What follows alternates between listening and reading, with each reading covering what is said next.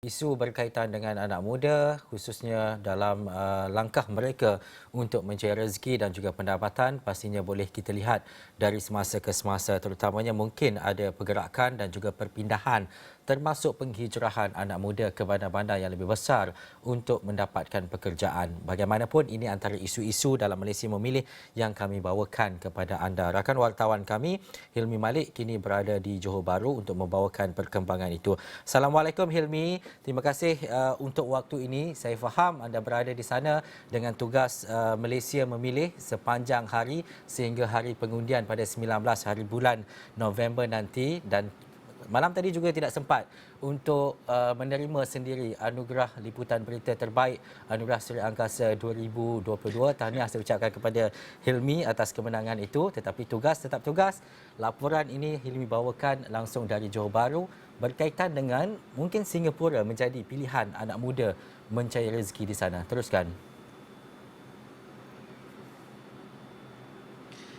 Okey, baik. Terima kasih Ihsan. Apapun terima kasih sekali lagi saya ucapkan atas ucapan penghargaan tadi itu.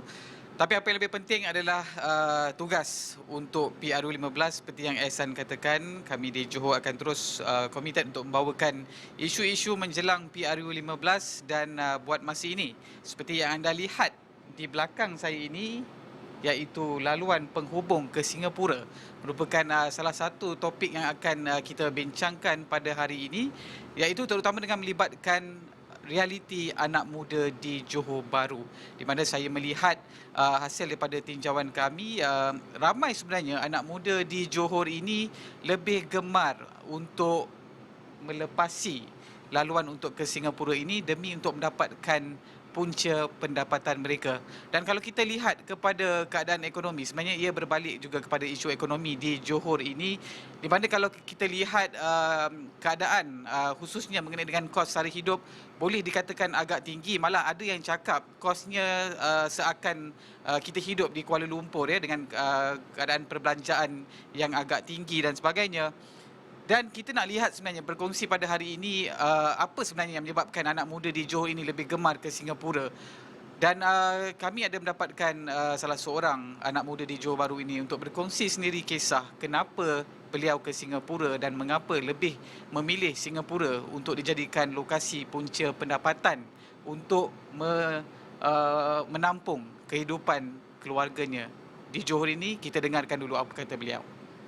Sekarang ni peluang nak kerja dekat Malaysia ni pun susah juga lah. Sebab mungkin Malaysia banyak ambil foreigner kot. Sebab ambil foreigner, so macam gaji pun dia tak tinggi mana pun compare dengan Singapore. Sebab currency lah. So better kita ambil Singapore je lah. RM1,500 kedudukan kita tak boleh beli. Okey, contoh kita macam nak enjoy pun memang takkan dapat lah RM1,500 tu. Ini RM1,500 tu macam cukup-cukup makan je lah. Untuk family, lagi yang macam single pun dah susah, lagi yang dah ada anak bini kan, tu lagi susah. So memang tak boleh lah Malaysia ni. So baik kita kat Singapura je lah, kerja kat Singapura. Tapi sekarang ni nak dapat kerja Singapura pula susah. So orang yang tak kerja Singapura, yang kerja kat Malaysia ni, macam kesian lah untuk orang lah dengan RM1,500 gitu kan. So dengan harga semua dah naik, kita nak makan pun semua sekarang dah naik juga harga semua, barang-barang semua dah naik. So saya rasa better kerja Singapura lah. Kalau dapat peluang tu memang pergi je lah kerja Singapura tu. Lagi macam saya JB kan, so memang dekat. So siapa yang dari JB better masuk je Singapura tu. Selagi dia ambil orang foreigner, kita masuk je.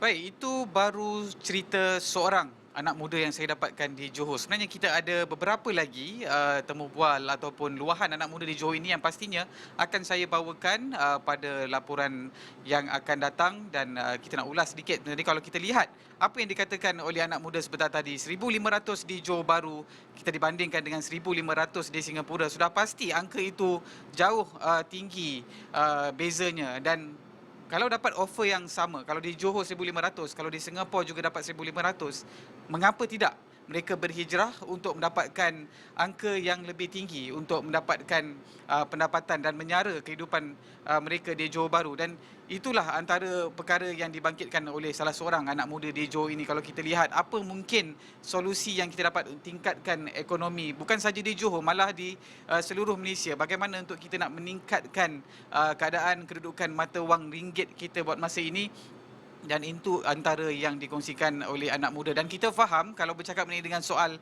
memilih kerja, kita nak seimbangkan. Mungkin ada kalanya anak muda ataupun orang tempatan kita sendiri, ada kalanya memang berlaku pemilihan bekerja mengakibatkan laluan itu lebih diberikan kepada golongan warga asing. Namun apa yang perlu kita lihat di sini adalah isunya, fokusnya bagaimana solusi daripada pihak kerajaan untuk kita meletak satu kedudukan ekonomi kita supaya setaraf dengan negara luar, supaya lebih banyak lagi wujud peluang-peluang pekerjaan yang pastinya daripada segi pendapatan untuk mereka lebih stabil dalam menyara keluarga mereka di sekitar Johor Bahru ini dan juga di seluruh Malaysia ini. Ehsan, itu antara topik yang kita kongsikan pada hari ini, Ehsan.